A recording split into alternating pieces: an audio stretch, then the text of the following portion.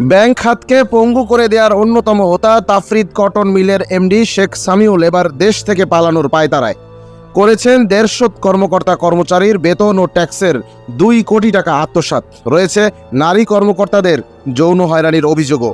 বিস্তারিত দেখুন মেহেদী হাসান ও কামরুল ইসলামের প্রতিবেদনে। হাজার কোটি টাকার ঋণ খেলাপি, অর্থ পাচারকারী, নারী লোভী ও শ্রমিক নিধনকারী হিসেবে খ্যাত তাফরিদ কটন মিলের ব্যবস্থাপনা পরিচালক শেখ মোহাম্মদ সামিউল ইসলামের বিরুদ্ধে মুখ খোলা শুরু করেছেন তার দ্বারা বছরের পর বছর ধরে নির্যাতিত কর্মকর্তা ও কর্মচারীরা। এমত অবস্থায় নাম সর্বস্ব প্রজেক্ট দেখিয়ে বিভিন্ন ব্যাংক থেকে হাজার কোটি টাকা লোন নিয়ে বিদেশে পাচার করে বাংলাদেশকে অর্থনৈতিকভাবে পঙ্গু করে দেওয়ার অন্যতম হোতা সামিউল এখন দেশ থেকে পালিয়ে যাবার পথ খুঁজছেন বলেও জানা গেছে বিশেষ সূত্রে। এই কুখ্যাত ঋণখেলাপি একে একে বন্ধ করে দিচ্ছেন তার প্রতিষ্ঠানের সব অফিস, তড়িঘড়ি করে ছাঁটাই করছেন কর্মীদেরও। গত ফেব্রুয়ারি থেকে এ পর্যন্ত তাফরিদ কটন মিলের ঢাকার অফিসগুলোতে কাজ করা প্রায় 300 কর্মকর্তা কর্মচারীর মধ্যে ছাঁটাই করতে করতে এখন আছেন মাত্র 15 জন।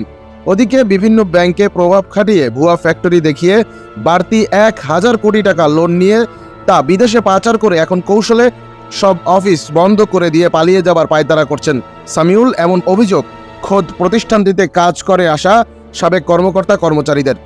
শুধু তাই নয়, শেখ মোহাম্মদ সামিউল ইসলামের কুখ্যাতি রয়েছে কর্মকর্তা কর্মচারীদের বেতন আত্মসাৎ, কর্মচারীদের ট্যাক্সের টাকা সরকারি রাজস্ব খাতে না দিয়ে আত্মসাৎ, কর্মকর্তা কর্মচারীদের বিভিন্ন অপবাদ দিয়ে ফাঁসিয়ে হয়রানি, নির্যাতন, এমনকি অন্যায়ভাবে কর্মকর্তাদের কেরিয়ার ধ্বংসের অপচেষ্টাও করেছেন তিনি।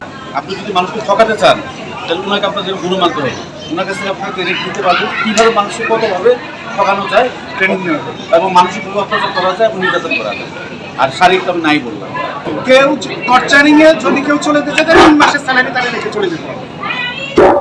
এটা একটা এত বড় টর্চার সেলে আসলে মানুষ কাজ করতে পারে না। আমি ওইখানে থাকা অবস্থায় আমি 2বার অসুস্থ হই, সেফ ফিল করতাম না, ওনার কথাবার্তা আমি সেফ ফিল করতাম না। সেই সময় আমার ডিপার্টমেন্টে আমার আরেকজন যে ছিলেন আমার সাথে কাজ করতেন, আহসান ভাই, উনি আমার সাথে 10টা-11টা পর্যন্ত ওই অফিসে বসে থাকতেন এবং উনি সাক্ষী।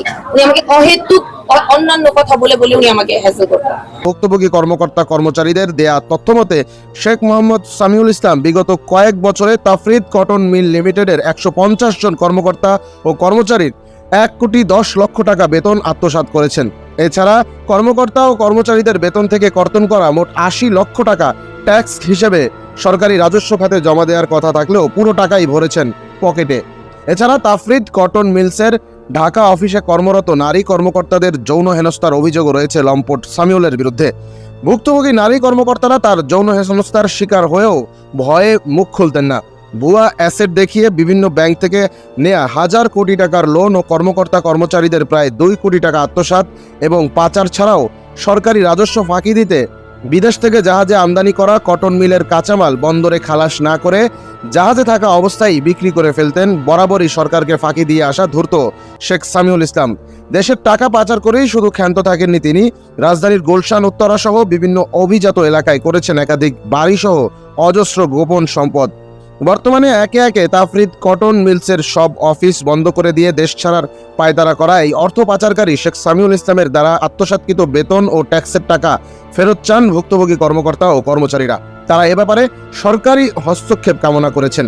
একই সাথে দেশের অর্থনীতিকে পঙ্গু করে দিয়ে অর্থ পাচার করে নিজেও দেশ ছাড়ার পায়তারা করা নারীলোভী শেখ সামিউল ইসলামের বিরুদ্ধে দ্রুত কার্যকর আইনি পদক্ষেপ দাবি করেন তারা। আশা করি আমরা ন্যায় বিচার পাবো, আমাদের ন্যায্য পাওনা তার কাছ থেকে আমরা আদায় করতে পারবো এবং আমাদের বিশ্বাস এখন মিডিয়া এবং আদালত, প্রশাসন আশা করি আমাদের কথা শুনবে, তারা ন্যায় বিচার করবে।